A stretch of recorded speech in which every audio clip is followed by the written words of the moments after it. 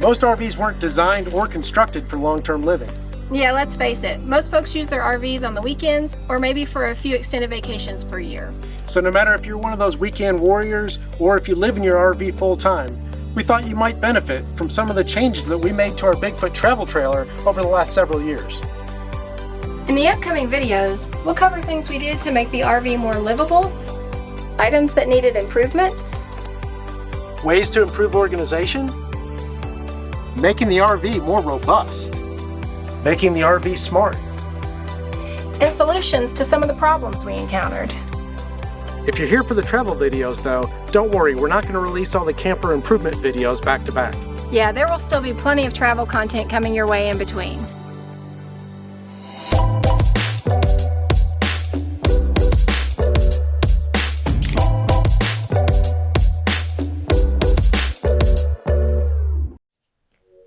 Let's get things started. This time, we're going to share how we made our RV more robust. We chose a Bigfoot travel trailer because of their reputation for durability and quality. But we knew we were going to be traveling some of North America's roughest roads, so right from the beginning, we made some modifications. It's not uncommon for any travel trailer to undergo damage to the springs or the spring hangers when traveling on exceptionally rough roads. When we ordered the travel trailer from Bigfoot years ago, we had them add these reinforcement plates to the spring hangers.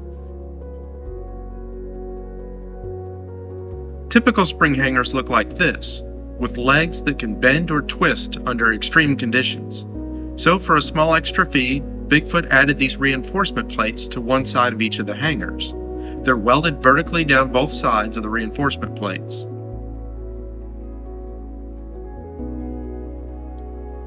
Newer Bigfoot travel trailers like our 2019 model have a full fiberglass underbelly made up of thin fiberglass panels like you see above here.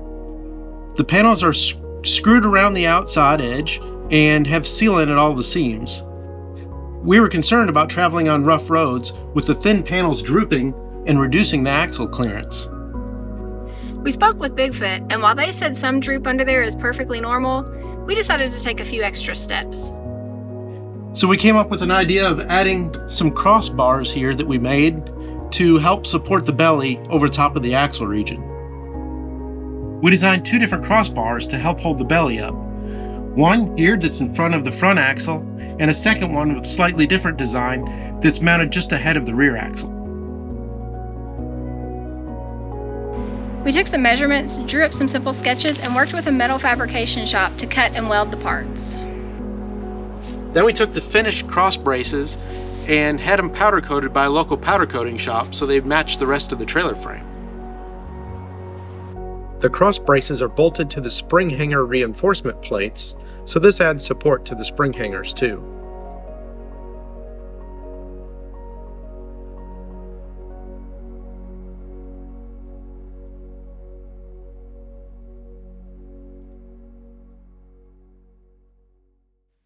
Another modification that we made was to these upper shock mounts here that are welded to the frame. Our Bigfoot came with just a simple L-shaped bracket that was welded to the frame, and after less than a year of travel, they had not failed, but the bottom portion of the L had bent up and deformed a bit. We talked with Bigfoot and learned that they've made some design improvements to the upper bracket to prevent any problems like this from the future builds. For ours, they offered to make some repairs, but we decided to make some changes ourselves. We straightened out the L brackets back to where they used to be, and then we made these gussets that we added to each of the shock brackets to beef them up for the future. Our trailer came with these Dexter axles, and I think that Dexter uses good quality parts, but when it came time to repack our wheel bearings, we wanted to switch to a brand that we knew had a long history of really great quality. We pulled out the original bearings and races and installed new Timken tapered roller bearings and Timken outer bearing races.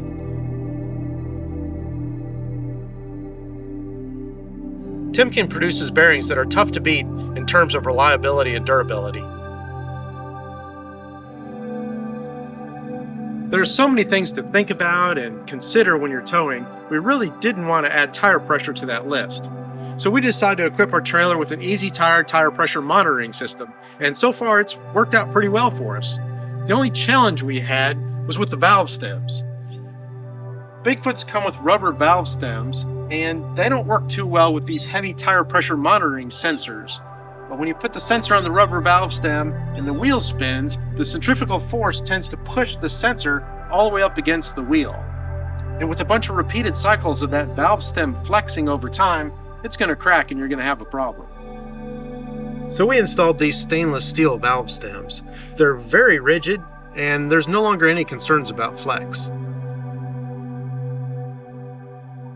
Just like the other components referenced in this video, we'll put links in the video description for each of the parts. We chose to install the new valve stems ourselves, and while it sounds complicated, the process is likely more simple than you think. All you have to do is pull the valve stem core out of the wheel, and so it just unscrews internally and it pops out and the tire will deflate. And then you hook the trailer up to the truck and put the tire and wheel assembly down on some cardboard to protect the wheel. Grab a small piece of 2x4, put it here on the tire up close to the wheel. And you're going to use the tongue jack here to press down and push the tire off the bead with the wheel. That'll give you room to get in there and pull the old valve stem out and apply the new valve stem. You air it all back up, you're finished.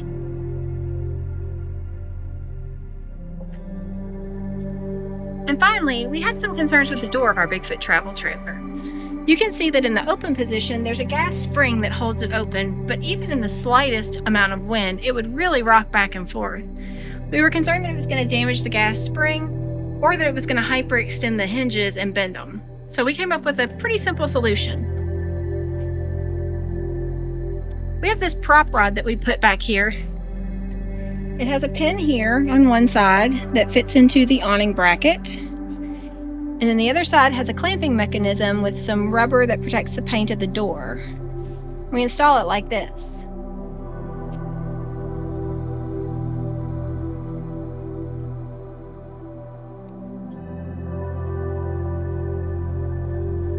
With this in place, you can see that the door is much more rigid and we're a lot more comfortable having it open when there's a little bit of wind. With the modifications we've shown you to make our RV more robust, we've traveled thousands of miles on some of North America's worst roads and had little to no damage. Yeah, those roads to Alaska, they were pretty terrible. Yeah. And while we showed you all these changes that we made to our Bigfoot, we really feel like these ideas will carry over to most any brand of travel trailer. That's right. And the products that we've shown you, we'll put links in the description below. Thanks for watching.